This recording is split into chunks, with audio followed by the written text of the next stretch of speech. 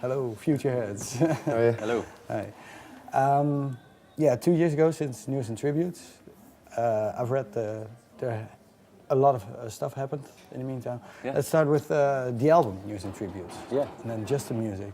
How do you look back on that? Really proud of it as an album, and ironically thankful for the fact that it didn't do very well commercially, because it's given us the opportunity to do what we're doing now, which is infinitely better for us as people and for our band as a creative force.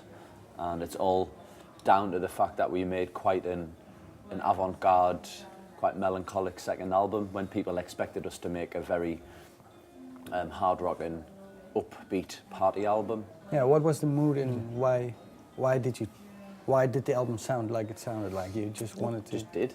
I don't know, I think it's just a culmination of the climate that we were in, you know, the environment. We made it on a farmhouse in the middle of Yorkshire in winter, and it was just the songs we'd accumulated from being on the road. We didn't have any time off really in between touring the first album and making the second album.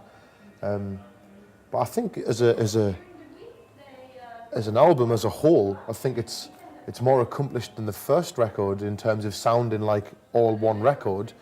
And I think in the long term, that album's going to stand us in very good stead. It's a really good album to have in the back catalogue because of the change of pace that it brings and the fact that it wasn't just the first album rehashed. It was completely different, and we've managed to keep our integrity and do something quite unique.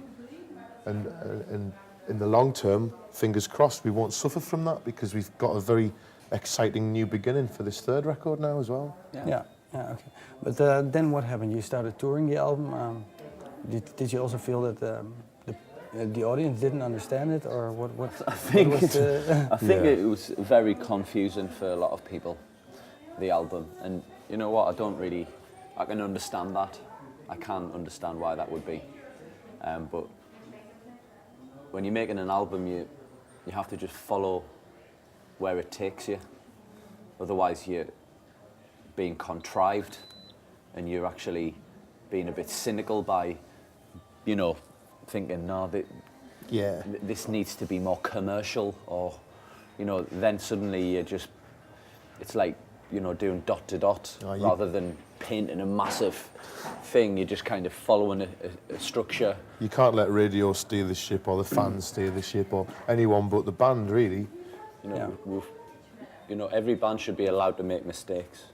It's important for artists to be able to learn from their mistakes, and we live in a very unforgiving world where a few mistakes can cost you a lot, and maybe quite a lot of bands would have split up.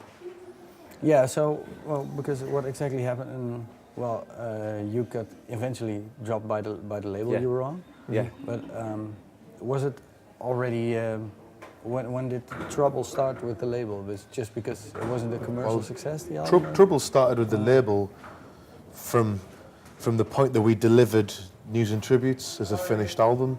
You know, the label visited the studio on the last day of recording, and they were pleased with our work.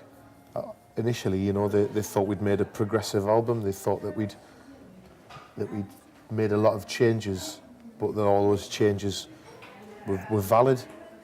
But slowly but surely, Christmas came and went, and into early February, March, they started thinking about singles and radio and stuff, and realised that radio wouldn't be able to play any of the tracks off the album. And obviously we can see that now with the benefit of hindsight. You can see that there's nothing on News and Tributes particularly that is radio friendly.